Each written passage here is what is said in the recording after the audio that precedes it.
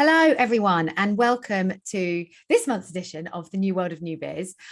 What I am trying to do is also make sure that we go live on LinkedIn. So let me just make sure that that is happening. I think I've now done that. Maisie, let me know if I haven't. But hello, welcome everyone to a special edition of the new World of New Biz, which probably for one of the only times this year, we're not going to be talking so much about how to attract and win more new clients. So this month and today, as we all should know by now, it is International Women's Day. And we've got a very special webinar for you today with some amazing panelists. We're going to be discussing quite a lot of, I guess, things we didn't talk about last year on the International Women's Day webinar, which is more around sexism in the industry. Is the marketing industry specifically still failing women? What more is there to do? As we've kind of led up to this session today, I've actually done some kind of bespoke interviews for the podcast as well, and uncovered some things that I just really did not think would still be happening today. So one, I think we're going to talk about, I guess make us all aware about what is still happening, sadly.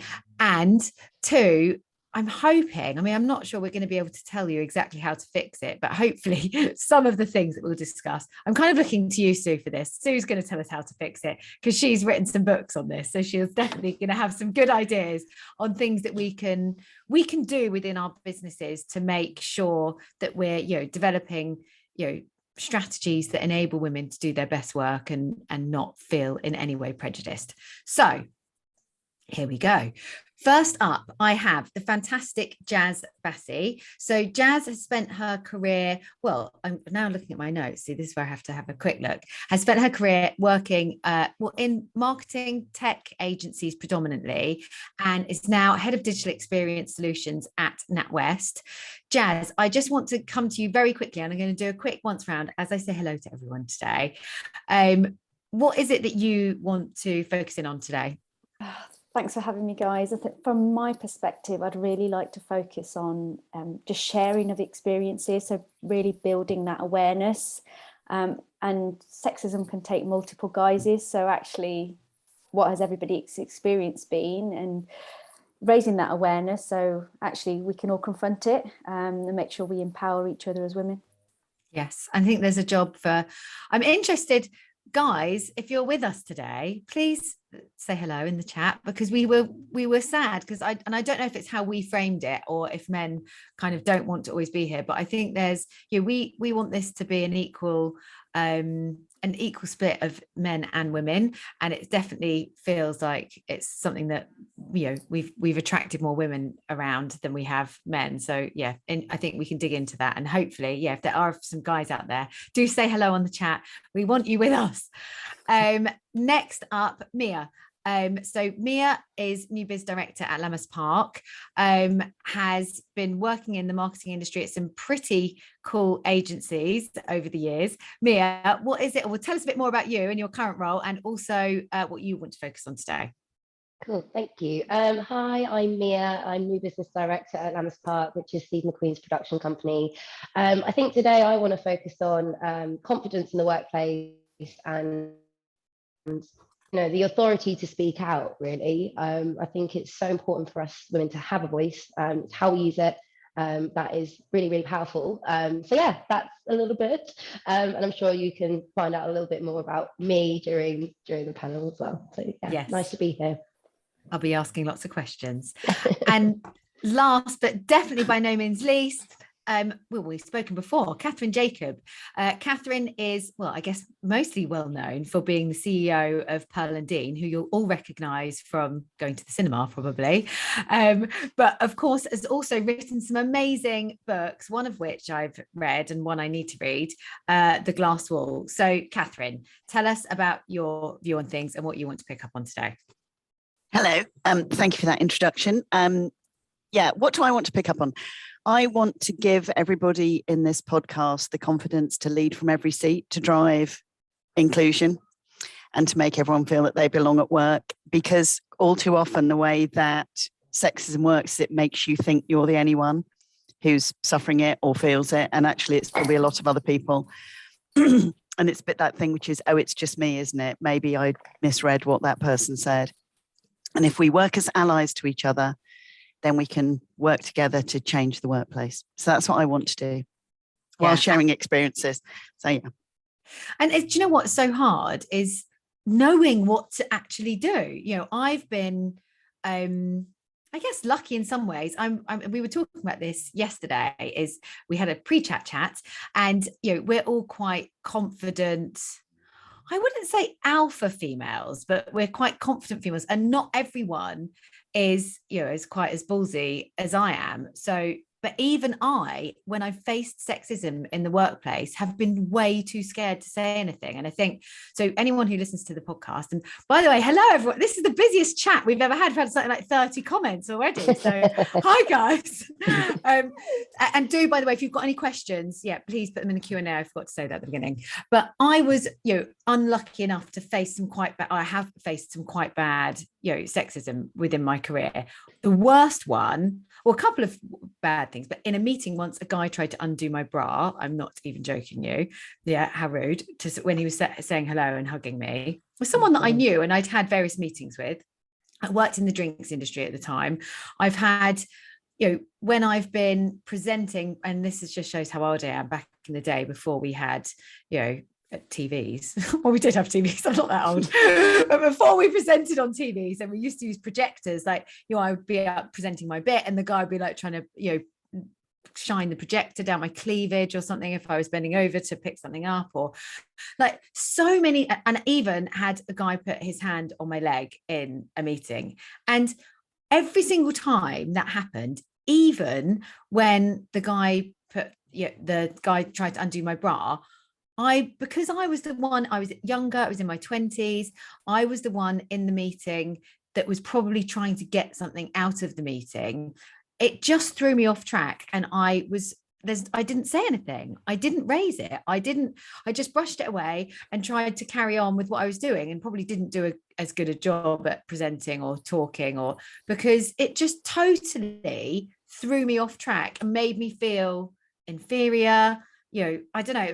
It was just horrible. So my biggest learning is, if I was doing that now, and this comes with maybe age and confidence, is that I would call it out. And I hope, and I think, I mean, gosh, I'm 40 this year, but, so in the last 20 years, and some of these things didn't happen 20 years ago, not some of them are more like 10 or 15 years ago, that there has been some changes, and you would be able to call that out, and other people in the room would turn around. I felt like at the time, if I'd called it out, then I would have been the one that got in trouble. Does that make any sense? That's how it made me feel.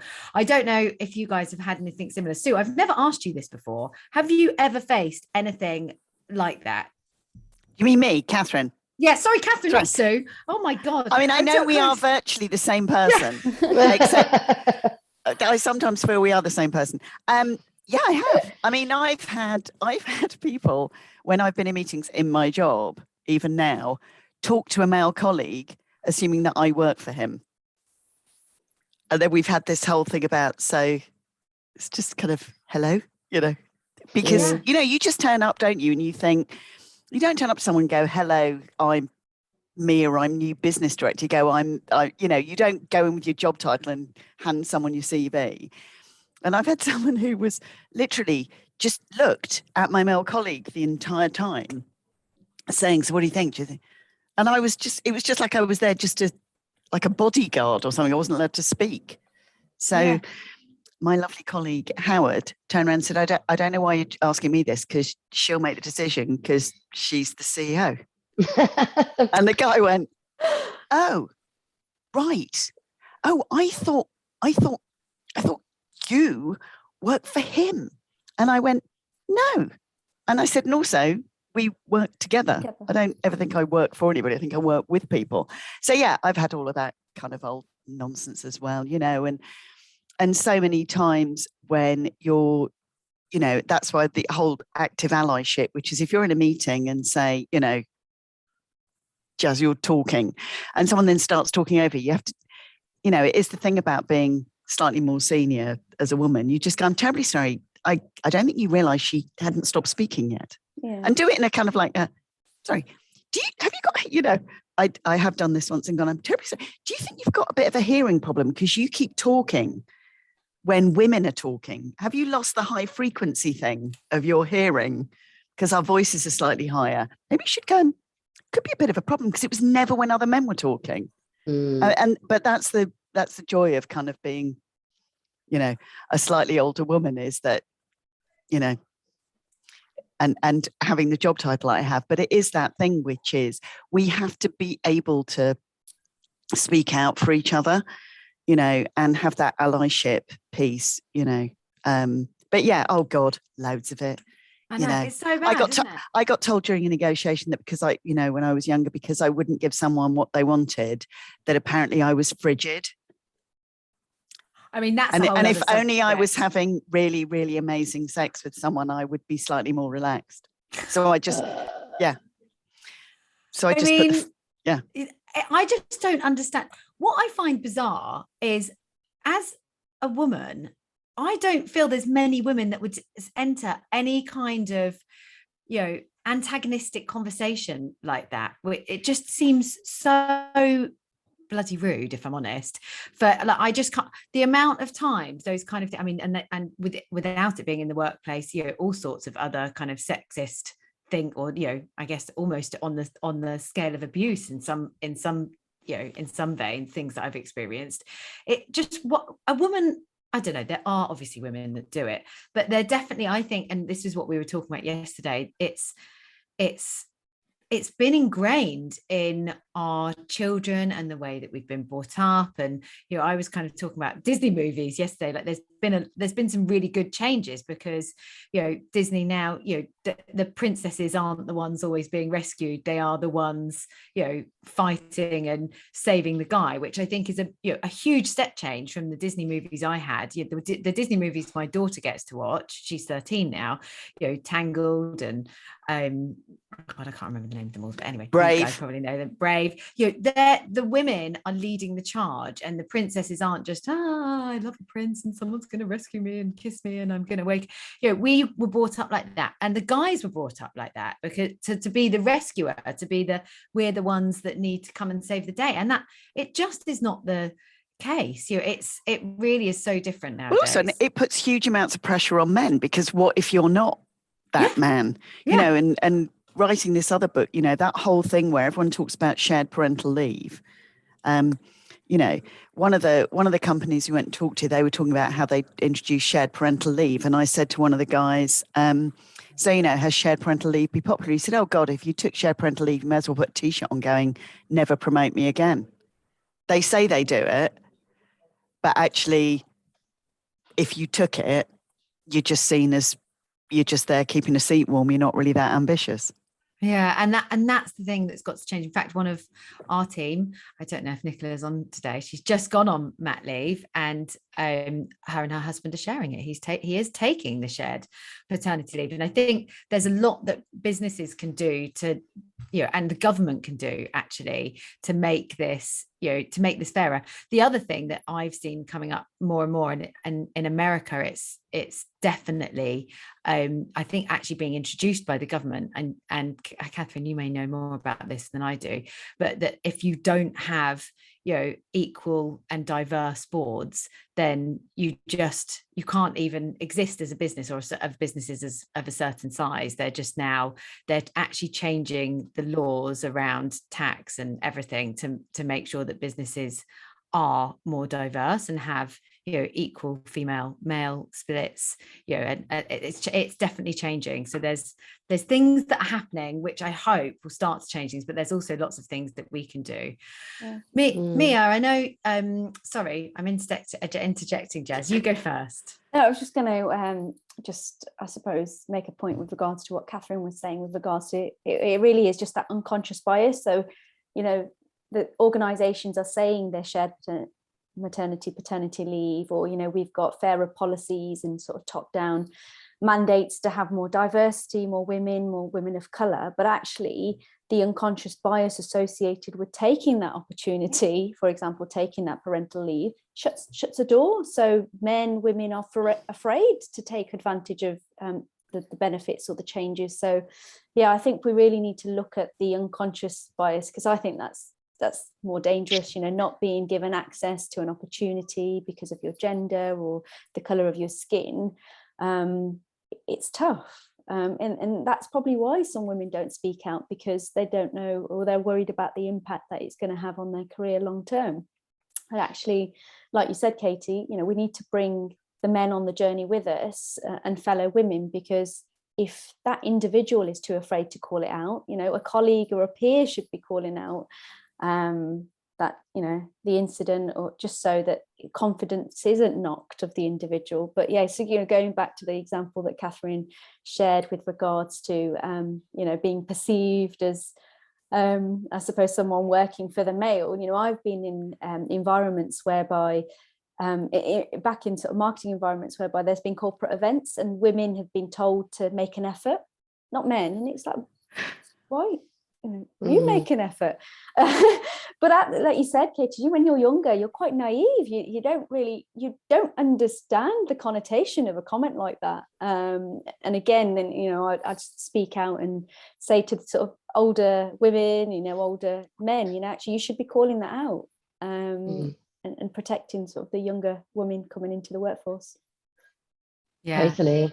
And I think, in terms of like what you were mentioning about the sort of not even role reversals, but the way that, children's stories are now being told and there is more dominance with the female roles, I think as dominant women, we can sit here and see what it is like on the side. But I can imagine for men, that's also quite a bit of a head fuck, to be honest, because what is their positioning, and then what does that make their role become? And I think there is a massive grey area that is accumulating now in terms of the binary roles that we have as men and women, and I think that's a great thing. I think there is definitely this melting pot of responsibility which is becoming a little bit more clearer, maybe in the home, but also in the workplace. I think we've still got so much further to go with that in terms of the authority, and even being a CEO like yourself and Kathryn, and being women within power, like men learning how to handle that is a very that's a whole conversation in itself, but yeah. It's interesting, Mia, because I have actually had a male friend of mine share that it made him uncomfortable that his partner could potentially earn more than him, which I thought was ridiculous. I was like, but why? That's like, you should be so proud, right? You should be proud that's your woman. She's going out there and she's, bringing home the bread, bacon.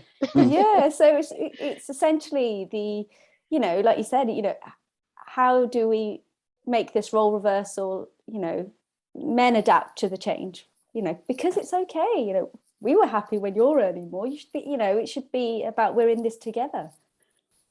Yeah, I don't know what can be done about that. I mean, I'm single at the moment, but my previous partners have never been worried about that. And I've often earned a bit more than them.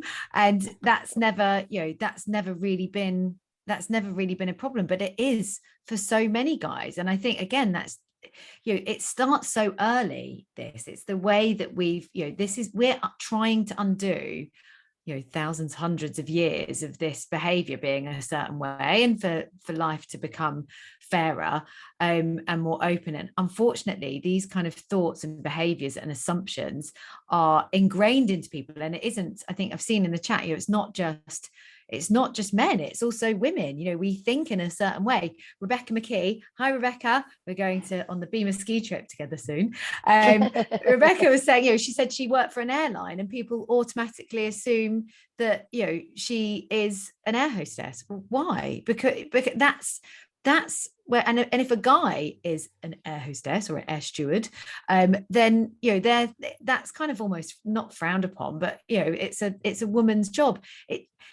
The world has got so much catching up to do, and we're still, my mum was an air hostess. My mum was an air hostess, and they're not allowed to do this anymore. Back in the day, she worked at British Caledonian when they, you had to be over 5'7", you had to have your waist measure, you basically had to be a supermodel in order to work on the airline, and you couldn't. And if they put on weight or they weren't allowed to be an air hostess anymore. I mean, that still happens on some airlines.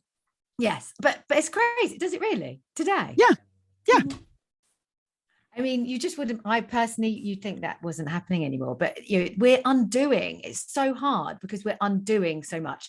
Now, I've had a couple of questions in, and I am going to try and get to them. So, the lovely Paul Hackett. Hello, Paul. I know that I'm rubbish because you sent me an email and I haven't responded to it, and I'm so sorry. But you've asked the question, which is good. Paul, I think initially introduced me to you, Kathryn, and does a lot of work in this space. Yes. Yeah, so there we go. So Paul has asked, does the panel see the growing expectations of Generation Z or Gen Z together with our potentially fluid, more hybrid working environments, creating greater or less opportunity to build diverse, gender equal organizations? And how do you envisage those opportunities manifesting themselves? Good question. So I'm going to start with this one, Katie, but from my experience, I think it is presenting more opportunities, especially I'm talking as a working mom now. My ambition is still as high as the sky, and I've got a little one, and I'm able to juggle all sorts with sort of working from home.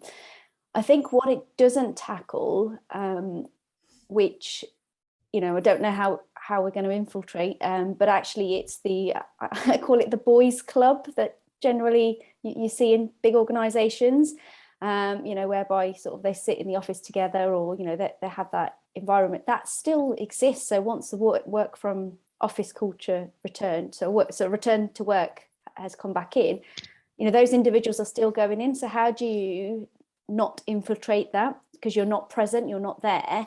You can't be part of that club, you can't interject on conversations, you can't make them aware of any inappropriate comments. So actually, I think there's an element of making it easier, but actually there's going to be a lot that we don't see as women, or we're not privy to, that actually then, that unconscious bias, that systemic culture within organizations, that grows stronger, I think.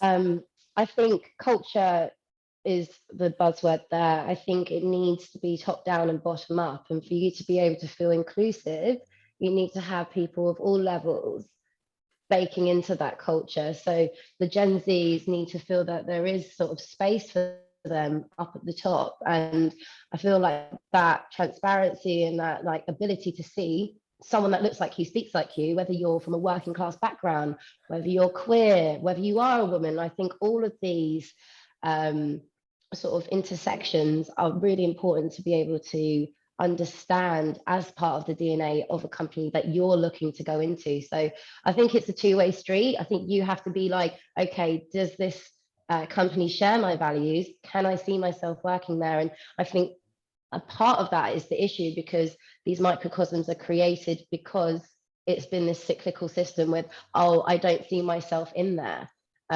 Sometimes you have to butt your head in. And sometimes you're like, actually, no, this isn't for me.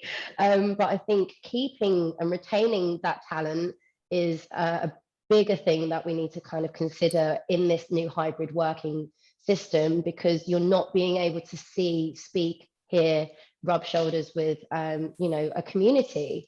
So yeah, I think it's really important that we have this fluidity of working, but also on the other side, we need to ensure that a culture is born out of, the values of the company. And that should be from day dot, shouldn't be just, oh, great, we should probably get some brown people in here, or women.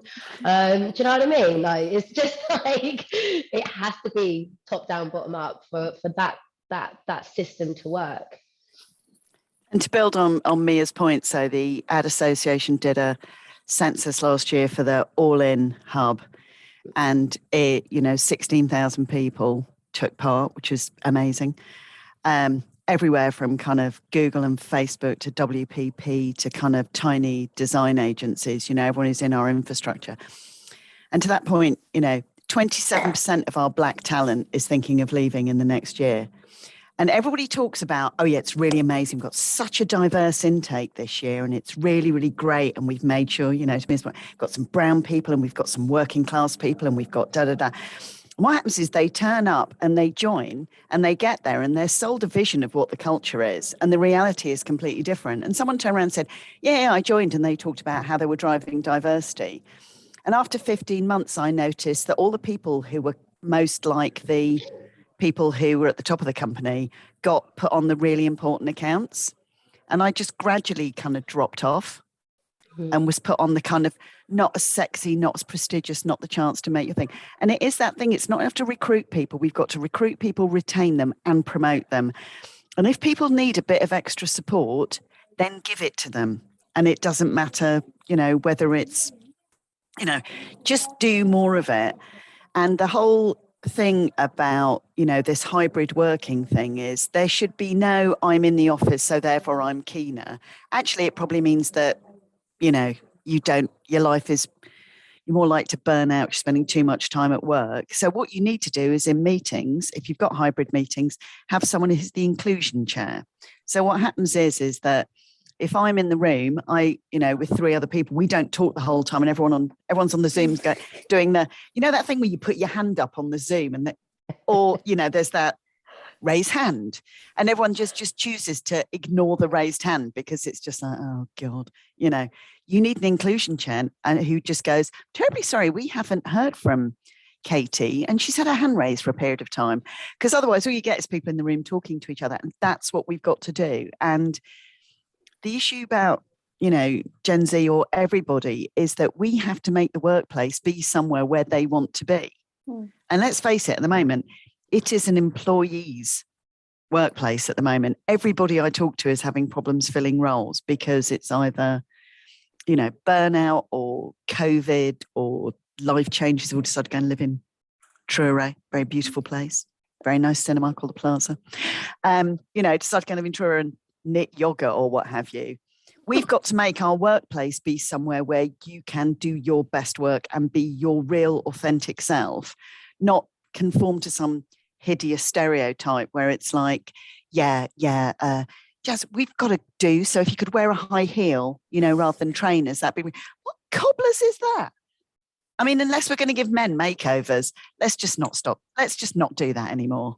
Frankly, some men could do with some, at least brush your hair or clean your teeth before we go out. So it is that whole thing, which is, it's not enough to wait for that generation. We've got to do it now. Because we keep talking about, this generational change stuff. I'm old enough to remember the Equal Pay Act, which is now, being hailed as something really amazing. We're still not getting paid the same for the same chuffing jobs. No. We keep waiting for it to change, and it isn't changing quickly enough.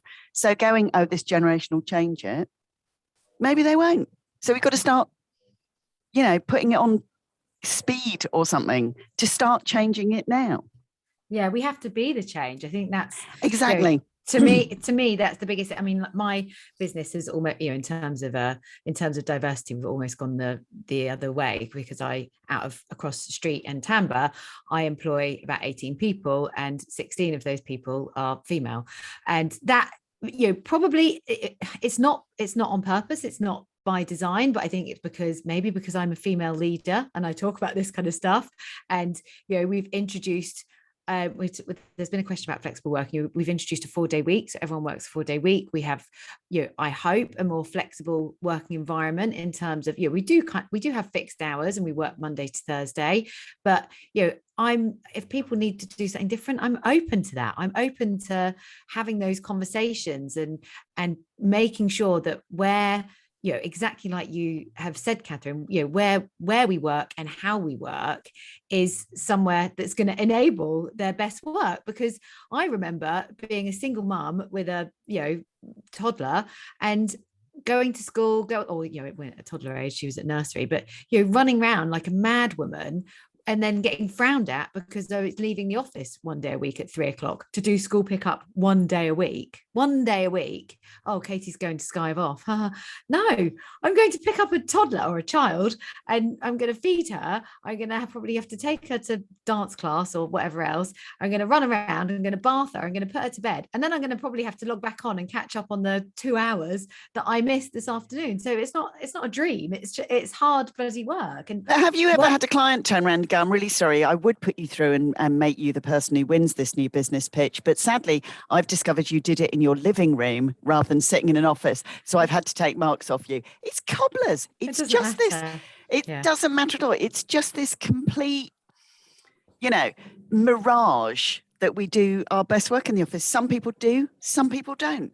Yeah, exactly. And that is, do you know what? I can see that across all of our teams. There's been no difference in performance, really. Some work a lot better from home, and that really, I definitely do advocate us all coming together, and we have specific days where we do all come together, and we have specific lunches and things where we do all come together, because I feel that kind of community and that working together is important. But I definitely also agree that the hybrid working has probably helped us as a business, as it probably has most businesses, because there have been elements of that I think have specifically enabled females who tend to take the lead on childcare to do better work and to not be running around. I used to get into the office stressed out to the nines because I'd been running around. I had a toddler screaming that she didn't want me to drop her off at nursery, and crying and trying to make her lunch and feed her breakfast and put her shoes on.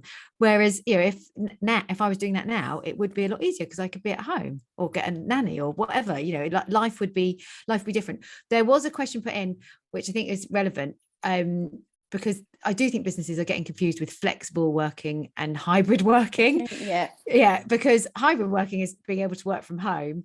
I was speaking to someone on Saturday night, Friday night. It's my brother's birthday, and we went out, and a lovely lady, Hannah, she was saying to me, she's gone back to work, but they still haven't quite 100% managed to get the, nurseries where people are going back to work are so inundated at the moment. She couldn't get her son all the days that she's working. So on one morning a week, they don't have any childcare. So they're kind of between calls, passing their son around between her and her husband, who are still both able to work from home. But she was like, I'm too scared to tell my boss that I haven't been that organized. It's like, it's not you haven't been organized, you've been on a waiting list for a year.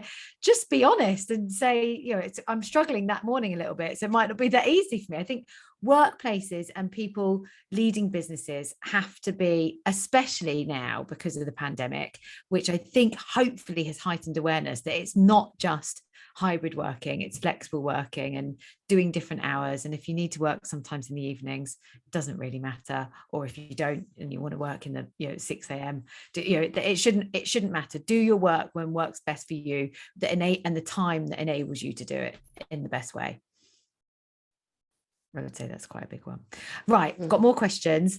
Reese Walker has put a question. I've been luckily I've left this business now, but as a male working in a workplace which has a culture of belittling women, even women that were a part of the banter, that you would get involved, and I think they do, women do that. It's sad that still happens. How can I go about making a cultural difference?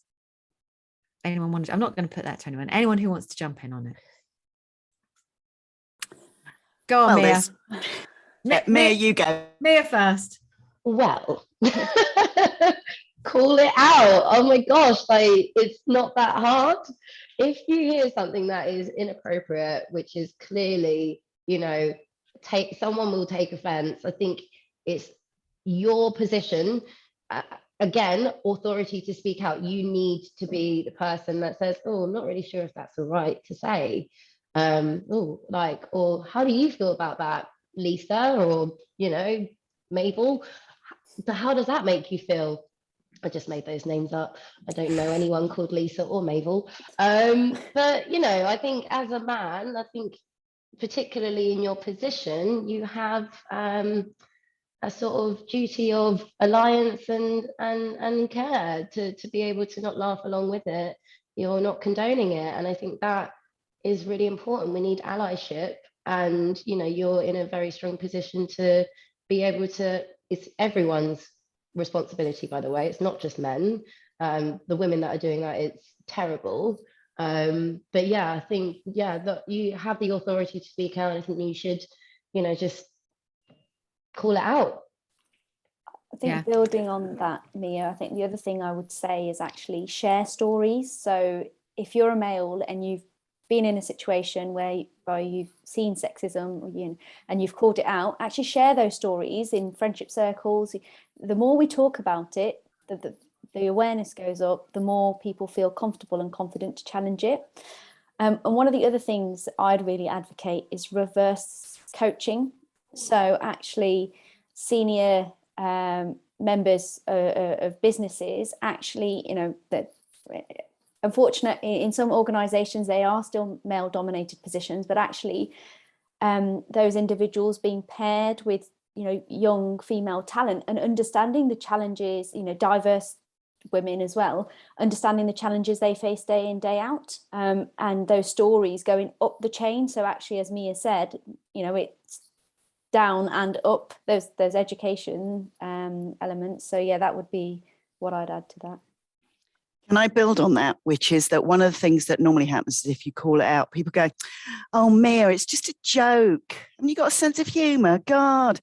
And then what you do is you do the framing piece, which is you go, and rather than do what most women do is go, yes, of course, I've got a sense of humor. I laugh a lot. I love the films of, but don't do that. Do they, all right, I see. Now we're having two conversations.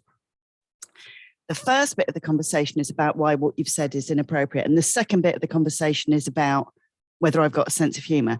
So shall we take them that way? And I'll talk to you about that, because that is what they do. They're trying to go, no, it's just, honestly, we got no, it's just a bit of banter. It's just, and if you're a woman, you go, what do you mean? No, I'm that whole thing. So you just take a deep breath and go, no. And you separate the conversation. You go, so Simon, I know you're a really nice person. And I can't believe that you said that. And do you imagine how that, and always do the thing about, always make, because as Twitter has proved to us, if you try and prove someone wrong, they'll immediately go to the Donald Trump-esque levels of justifying their behavior. So you have to go, Simon, I know you're a really good bloke, and you would be so upset if you thought you'd upset Mabel. So just have a think about that, and so and so and so and so. And that way as well allows them to go, oh God, yeah, I have. Whereas, I've been in situations that have gone off, where people have gone, that's really inappropriate. And it's just ended up escalating. You've always got to give, whilst making your point firmly, someone the opportunity to kind of reverse and go, oh, well, right then. Yeah, because you just do. Yeah, and I think that's so important. Sorry, Mia, but is making sure that, because I think a lot of people say it and they probably don't mean it, or they haven't thought about it. So when I've had this, and I am a lot braver now, and I do try to call it out certainly with clients sometimes, because we are quite a female team, we refer to as girls, and sometimes I probably make the mistake of doing that, and it does not sound good. So the way that I've started to frame it is, I appreciate exactly like you have said, Kathryn, that you wouldn't mean that but it's just how we've all been conditioned. But you've got to think about how it makes us feel when this happens to us quite a lot, and it feels like you're, not demoralizing us, but like putting us down, or refer, oh, girls, it just doesn't you've got to try and think about it from our point of view, because lots of people say similar things, and it doesn't make us feel great. I think that's a big good way, hopefully, to start to squash it a little bit. So Lucy Moretti has asked a question, kind of mapping back to the salary pay gap. Do you think people should discuss salaries more openly to encourage the accountability with the pay gap? Well, I would say yes, definitely. I think I would say yes too. But also, I think that one of the things that we have to arm women with is just more confidence in having those conversations and raising the pay issue with line managers or seniors, because I think as women, we're quite quick to dismiss some of the great things that we do, and we just do it naturally. And it's about, going into those conversations with knowledge. So like you said, people sharing with you, but also feeling absolutely empowered, with what you do and what you bring to the organization. Diversity is so important, especially in my world, from a innovation space. Diversity is where all the great ideas come from, and women make things happen. So it's all about having the right data and being confident to have those conversations, and use your allies, practice those conversations, and get them to support you as well. Yeah, rehearse your asks. Yeah. Really. So go in and say, I've done, and, you know, to Jazz's point, practice your conversation and rehearse your ask to a point where you're quite bored of it, because then you won't be so emotional. Because all too often women come into a room and go, hello, Mary, just want you to know I've done really 80 million hours work. And anyway, if you could give me some money, if you don't want to, that's fine, goodbye. And walks out again, because you just kind of speak at a pitch that only dogs can hear, and really quickly, because you're really embarrassed about asking for money. Speak slowly and be very clear and say, in the last 6 months, you know, I have achieved all of my KPIs. And in fact, I've brought this. The other value I brought to the company is this. And I think that, you know, I'm not, you know, I don't think it's unreasonable to say to you that I think I would, you know, I'm not unreasonable to expect this level of remuneration. And I don't expect you to give me an answer now, but I'd like you to think about it. And then don't give up, go back. Don't do the, well, I've raised it, so I'll just go back and sit at my desk for 18 months and hope they remember. Go back. Because I know I've almost certainly worked with a man who, if he went to the toilet on his own and managed to come back to the desk without getting distracted, would have run in and gone, I need a pay rise. I am the baby Jesus, you know. And all those people who are really, really good at getting promoted, and this isn't an anti-men thing, but quite a lot of them are men, very good at getting promoted by going in, literally, I've just been to the toilet on my own. I think that's just such an achievement. And I know someone else who's been to the toilet on their own. They've just had an £11 billion pay rise. So can I have one too? Just don't do the thing when they go, could you go away and work on solving, not selling, et cetera, and don't do it for a year and a half and then come back, go, I've done all of that, you know, solved world peace, blah, blah, blah. Could have 10 pence more. Rehearse your ask and be very clear. And also ask for more than you want, because then if they ask you to, always, because I've got a friend who got to the stage where she was going, I'm so underpaid, went in and asked for something. Literally, they gave it to her within half an hour, and she was banging her head on the desk going, I should have asked for more if it was that easy. I think I was going to say, sorry, Mia, what's just, in my mind, but actually to flip that, if you are a male leader, or if you are a leader, female leader, integrity is key, right? Look across your team as a leader, look across people's performance, and you do the right thing. I know it's controversial for me to say, but you should not be putting women in that position in the first place. You are not a good leader if you are. I don't even think it's just women. I've had many conversations with people around my sort of age group about salary, not specifically talking about a number. Sometimes a number is said. I'm quite reserved with talking about the salary that I'm on, because I'm a high achiever. I'm 28. You know, I've got, you know, and I am very cautious about how that could make someone else feel. However, I'm a pusher. And I am someone that will always know my worth. And I think I always instill in other people as well, like, you do X amount for this. And coming back to both of your points, like Kathryn, you know, understanding your value. I do this, and this. This is how much I've brought into the company. This is how much value I add to the company. These are things that I motivate people to really understand about themselves, because I think with business, yes, of course, it would be great for CEOs and business owners to just merit their employees off the cuff. But I've had like 4 pay rises in 5 years. Some of them have been earned, like owed, and, you know, given just, here you go, Mia, you're doing a great job. But some of them I've been like, look, I've been counteracted and someone actually wants to pay me this. So do you want to pay me this? And it's a bit more of a conversation than that. But I think it's a business at the end of the day. You don't ask, you don't get. And I think you just need to, have that confidence in yourself, know your worth, know your value. And as you say, go in higher, always. And that should be a yearly thing. You're like, okay, well, what have I done this year?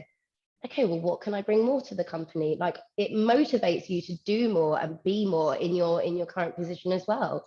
And I don't think it's necessarily about trying to, you know, okay, I'm going to leave this job and try and get 10 grand more here and there. I think, you know, there is a lot more credibility in staying in companies earning that, you know, long-term trust and value that you bring to the team, as opposed to just going, oh, I'm going to just leave and try and go up a level, because I don't really think that you learn as much in that respect as well. But in terms of discussing your salaries with other people, I think it's important. I think you need to be quite delicate about how you do it. I think motivate people that you know need to have that pay rise, especially because I speak to a lot of other new business people, and I'm like, you're bringing in how much, and you're getting, and then I'm like, just think about the numbers here. That's what we do.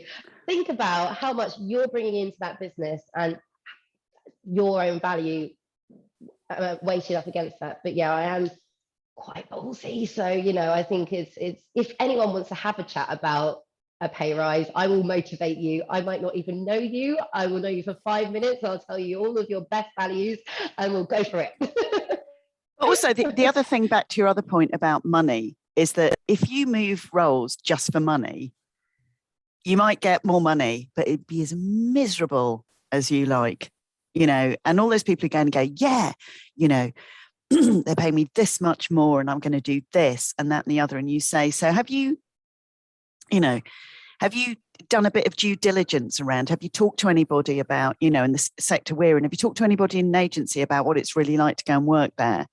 Because there is nothing worse than turning up somewhere and you're earning X £1,000s more, but you wake up on a Monday morning going, I'd really rather put my head in a bucket of cold water than go in there. And I hate everyone I work with, because you can't, if you leave too early, you look like you didn't make it.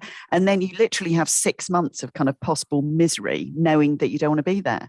I've had a job where, that Sunday night feeling where you really aren't enjoying yourself.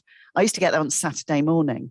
I'd literally have Friday night going, thank God I'm not there anymore. And then I'd wake up on Saturday morning going, I've only got 2 sleeps till I have to be back. I was like a small child, sleeps till Christmas. And in the end, I just left without a job to go to. But I stayed there so long. It's in the Glass Wall book, actually, that if someone had offered me a paper round, my confidence was so destroyed. I was going, I'm really sorry, I'm not capable of even doing a paper round, because it just nearly broke me. Yeah, there's so much in that. It's, like you say, it isn't just about the money, but I think, what I've heard, and I've been lucky enough to do a few of these kind of events and interview people around International Women's Day, and, I guess the differences in male and female behavior is that guys do love to, shine a light on themselves, and they for whatever reason, have got the confidence to go and ask, whereas women, we are, inherently more polite. We don't show off as much. I mean, I do, which probably is why me too. But that is my personality, and probably as part, I am, I've got lots of guy friends. I am probably a bit of a alpha female, or whatever you call us, if I don't even know if I'm allowed to say that, but whatever. I know that I am that way inclined, so I have, and not always, but I have had the confidence to go and ask. Some of that was learned, because when I was much younger, I was just like, oh my God, I've got a job that I'm taking from a man who's 10 or 15 years older than me. I don't care if I'm being paid 10-15 grand less than he is, or whatever that was at the time, because I was just so happy to have the opportunity and the job. And I think that's what's got to change. I know when I left that job, I probably did a better job than my predecessor, and I was paid wildly less than him. And when they recruited my replacement, they advertised it for 15 grand more than I was on. They should have paid me fairly, but they didn't, because I was a woman in my early 20s, which was totally unfair. I was on about late 20 something grand, and they advertised the post for the job for 45 grand when I left. I was like, that, if you'd paid me that, then I wouldn't be leaving. And I loved my job at the time. It's for a big company, big corporate international brand that I used to work for. And I'm not sure if that was their decision, but I'm sure they thought when I went for the job, oh, we can save some money by Kate having this job, because she's I don't know, a woman, and she's younger. Unfortunately, it happens, but I have massively learned from that, and I know that was the biggest lesson ever. Is I was like, I'm never going to not do that again, because I didn't get it, because I didn't ask, because I felt so privileged. And I think there's definitely something in terms of female and male attitudes where we are less confident and less ballsy, and we definitely need to, that's how we can help ourselves. We need to be a bit stronger. I don't know, I was going to say we need to grow a pair, but I don't know if I'm allowed to say that. We've got pairs. We need to, but I think we need to use, we need to use our confidence and our our attitudes more to ask for what we're worth for, because I think that is probably one of the big reasons that we don't, I mean, it's not the only, but I think often we don't ask. Right, I have had an anonymous question asked, and I really want to answer this one, and we've only got a few minutes left. So I've been in 6 months of misery. Do you have any advice for me in moving roles after a short time in a current position? I'm curious of role jumping and it reflecting badly on my CV. Oh, do you know what? I think if you're unhappy, personally, you just need, I don't think the right employers will understand why you've role jumped. You haven't found your home yet. I'd love to hear why you're not happy. And what is it? Something to do with the culture? Is it what they're making you do? Is it the person that you're reporting into? I'd love to know more about why. But yeah, I would say just do it, because the right employer will understand those reasons. If you go and just, my kind of big thing on this is always be honest. If you're good at your job and you're honest and you're real, then the right person will give you the right job. I think it's also important, like you said, Katie, to understand why you're not happy and what will make you happy, because you've got to make sure you don't fall into the trap again. So once you work out why you're not happy, what you're looking for, you'll be able to identify the right opportunity or the right organisation for you. So important. I think there's been some questions to you specifically around this, Kathryn, and as someone, Janice said, I have a friend who runs her own company, feels totally undervalued by her staff and clients, and wakes up every morning with that Sunday night feeling. What should she do? That's so sad. Ask Katie to give you my email address and I'll coach her. I'll mentor her. Oh, look at that. Truly giving. I'll talk her through it, because it's too long to talk about in 4 minutes in any meaningful way. So Katie's got my very long email address. Just get truly it is. Get your friend to email me and we'll have a cup of tea and I'll talk her through it. But the other thing as well is it is not her fault. And, and I pledge here that I will do my best to help her. Oh, Sue, so why do I keep calling you Sue? I don't know why you keep calling me Sue. Mind you, everyone thinks we are the same person. I mean, I think it's because I originally met Sue, and now I'm just Kim. Yeah. And Paul very graciously mentioned how gracious you are. Again, us ladies are very polite. Clearly, I'm not, because I keep calling you the wrong name. Don't worry about it. At least you didn't call me Jacob, which is what. I mean, I know I've sometimes got quite a deep voice, but yeah. No. I think that totally, my kind of mapping back, Janice, to your question as well, is it could be to do with just setting her own values into the business. I mean, I'm sure Kathryn's going to be able to share a lot more than I am, but also, a big step change for me. My agency is only in its 3rd year, but has been introducing values so everyone understands what we stand for, how we work, what we're for. And do you know what, if that's not what they like and they don't want, then shift out. No one has, by the way, but it's not right. How I run my businesses is not necessarily going to be for everyone, so having a really clear view on that, I think, can also help as well. Yeah, and just to come back on the point about you've been in 6 months of misery, I got poached from a job that I was at for 4 years. I was at a bigger, more well-established company for 3 months, and some pretty messed up stuff happened. I didn't have a job to go to, but after those 3 months, I was like, I'm not doing this. This does not align with my values. I'm worth more. And then I proactively approached Steve McQueen's company. I said, this is what I can do for you, and this is the job that I want. I don't want anything else out there. I had 6 other offers on the table, but they weren't what I wanted or needed. So I think it's not necessarily for everyone to do that, but I made a presentation, I made a strategy, and I went after what I really wanted. And, I had 5 weeks off work, made sure that I had, some financial stability behind me, you know, a rainy day pot, so that you can walk away from a job that you're not happy in, because it is terrible when you're in that position and it's soul destroying. So, you know, having something on my CV for 3 months didn't really impact me. I'm happy to say to people behind, you know, not even behind closed doors, but I'm happy to explain what had happened in that position for me to want to leave. And I think you've just got to, again, know your worth, know your value. And then someone asked about, you know, where's the best place to find female mentors? Yes. Bloom is a really good, sorry, hijacking Katie. Sorry. No, I love it. I can relax now. Bloom is really good. I've been a part of the Bloom network for a little while now. There's some great people through that. But yeah, just finding people that you aspire to be like on LinkedIn. I've reached out to people in my interim jobs and been like, I love what you do. Can I find out a little bit more? And, you know, if you ask for a job, you get advice. If you ask for advice, you get a job. So, yeah, people are quite happy to give their time, I find, as well, if you're honestly inspired by them.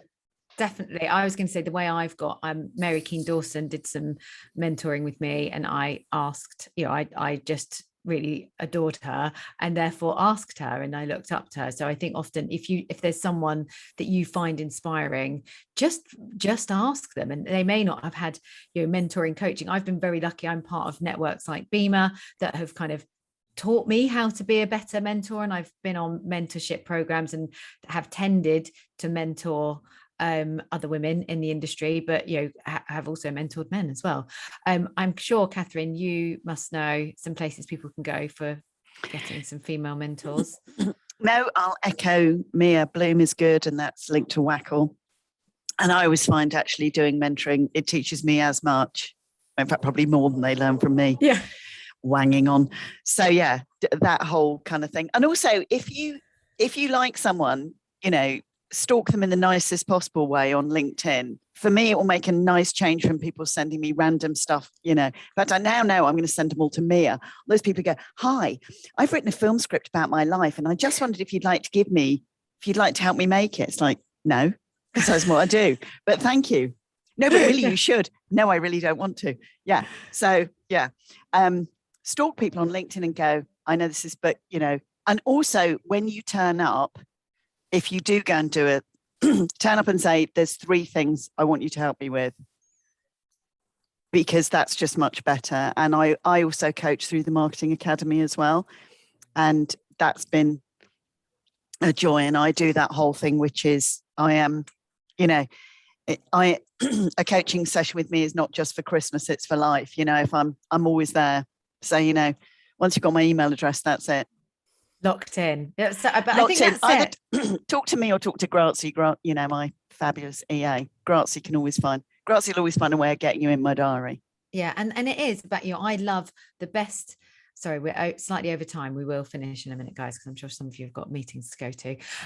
But you know, I do think that that's something as a female leader, and I would never call myself a boss, but as a female leader, I'm so much more interested in how I can help other people and help empower more female leaders and people to be brave enough to run their own business or ask for a pay rise. Mentoring men. Yeah, and mentoring men on this. Do you know what? Men, we were really sad. Some of you might have seen the social post that we put out. That was only 15% of today's signups. I think we had about 300-400 people sign up, were men.